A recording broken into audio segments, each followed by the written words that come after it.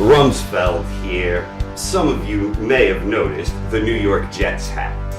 My biggest fear regarding the Mayweather-Pacquiao fight is that it's gonna wind up resembling a typical New York Jets game as seen through the eyes of a disgruntled Jets fan.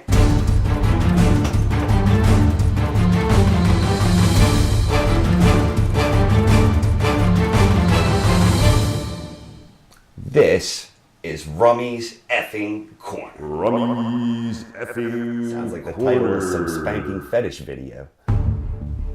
Boxing returned to CBS this weekend when Adonis Stevenson defeated Sakio Bika by unanimous decision on CBS.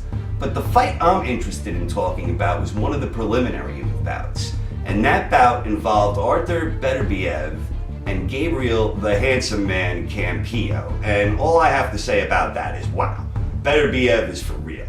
This guy has brutal power, he seems to have pretty good skills, and he just has the type of style where boxing fans have reason to be excited. A minute into the first round, he already had Campillo hurt, and I thought the fight was going to be over then and there. But Campillo survived the first round, never really took many chances after feeling the power of Beterbiev, kind of hung around there in the second round. In the middle of the third round, Beterbiev started getting to him again, and then in the fourth round, he ended matters quickly with a vicious onslaught. Beterbiev looks like the real deal. It was only his 8th professional fight, 8th win by knockout, never gone 4 rounds. This guy looked good. And power-wise, wow. This guy could punch. He could punch with both hands. He could work the body. He seems like a very good offensive package, and I was myself impressed with some of the patience he showed in the ring, which had a bit of a veteran-like maturity about it. And that shouldn't be surprising because Beterbiev had an extended amateur background. What makes this victory interesting is this was for the number 2 slot in the IBF rankings. What does that mean? That means that after reigning IBF champion Sergey Kovalev dispatches of his current mandatory Najib Mohammadi, that means a fight between Kovalev and Beterbiev could be on the horizon in the distant but not too distant future. And that right there, ladies and gentlemen, is a fight worth watching. I don't think there's a better fight out there that could be made that's fan-friendly than a fight between Kovalev and Beterbiev. Right now, I'm inclined to favor Kovalev. He's the more experienced professional fighter. He has victories over Bernard Hopkins and Jean Pascal. Against Hopkins, he showed incredible command of distance, and doing that even against a 50-year-old Hopkins is no easy feat. He also defeated Pascal.